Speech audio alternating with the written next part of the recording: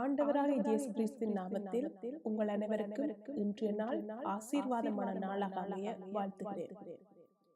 இன்றைய நாளை ஆண்டவராகிய இயேசு கிறிஸ்துவின் வார்த்தைகளோடு ஆரம்பிப்போம்.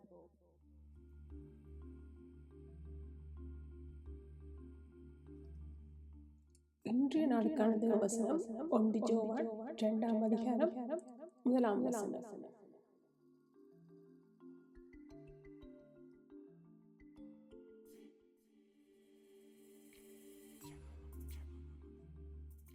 ஒருவன் பாவம் செய்வானானால் நீதிபரராயிருக்கிற இயேசு கிறிஸ்து நமக்காக பிதாவினிடத்தில் பரிந்து பேசுகிறவராய் இருக்கிறார்.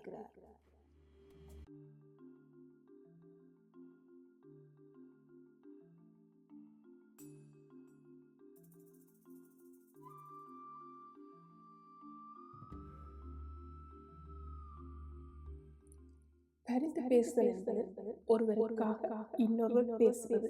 அதிலும் சரியானதை செய்தவர்களுக்காக பரிந்து பேச வேண்டிய அவசியமில்லை.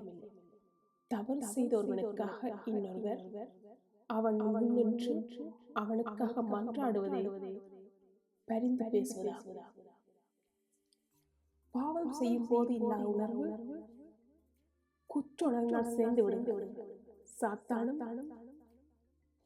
நம்மேல் குற்றஞ்சாட்டி மரணம் என்கிற கிரியத்தை செலுத்தும்படி நச்சரிப்பார். அந்நேரத்தில் தான் நமக்காக யாராவது ஏதாவது செய்ய மாட்டார்களா, பேச மாட்டார்களா என்ற ஏக்கம் உண்டாகும். செய்தது தவறுதான் என்றாலும் அதிலிருந்து வெளிவர முடியாதா என உள்ளம் ஓலமிடும். ஆனால் இயேசுவை மீட்பராக ஏற்றுக்கொண்ட நமக்கு ஒரு நிச்சயம் உண்டு.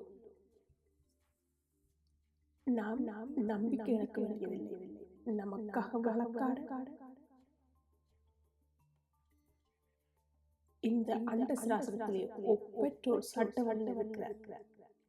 அந்த மாபெரும் சட்டவல்றாய் கிறிஸ்து நீதிபரரின் மகன்.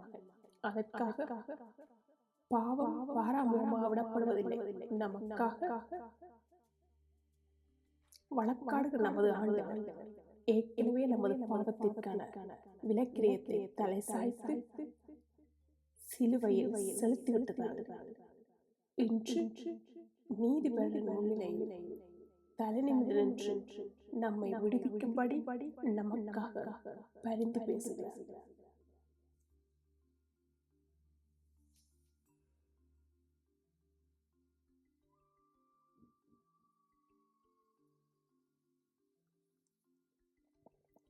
அன்று பாவ நிவாரண பணியாக ஆடு கொள்ளப்பட்டு அதன் ரத்தத்தை எடுத்துக்கொண்டு பிரதான ஆசாரியன் வருடத்தில் ஒரு தடவை மகாபரிசுத்தலத்துக்கு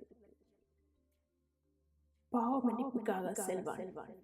ஆனால் நமது பிரதான ஆசாரியரோ நமக்காக பாவ நிவாரண பணியாகி சிந்தப்பட்ட பரிசுத்த ரத்தத்தை ஏந்தியோரா பிதாவின் சன்னிதானத்தில் நிரந்தரமாய் நமக்காக பரிந்து பேசுகிறவராய் இருக்கிறார்.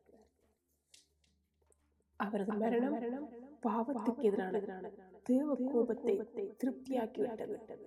இதனால் நாம் மன்னிப்பு பெற்றிருக்கிறோம். இதற்கு மேலே நமக்கு என்ன வேண்டும்?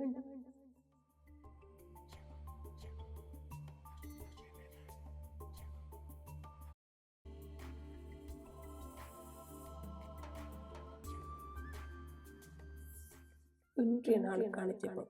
அன்புள்ள இயேசுவே, அன்பு இரக்கம் கிருபை கொண்ட தகப்பனே, இந்த காலை வேளைக்காய் உம்மை நன்றியோடு துதிக்கிறோம். பிதாவின் வலது பார்சத்தில் எங்களுக்காக பரிந்து பேசிக்கொண்டு தூய ஆவியானவரே, இந்த சத்தியத்தை புரிந்து கொண்டு நாங்கள் மேலும் துணிகரமான பாவங்கள் சிக்கிடாதபடி எங்களை காத்துக்கொள்ளும். எங்கள் அனைவரையும் உடைய கரங்கள் ஒப்புக் கொடுத்து எங்களுக்காக மரித்து உயிர்த்து இன்றும் வல்லமையோடு ஜீவித்துக் கொண்டு இயேசுவின் நாமத்தில் ஜெபிக்கிறேன். நல்ல தகப்பனே, ஆமென்.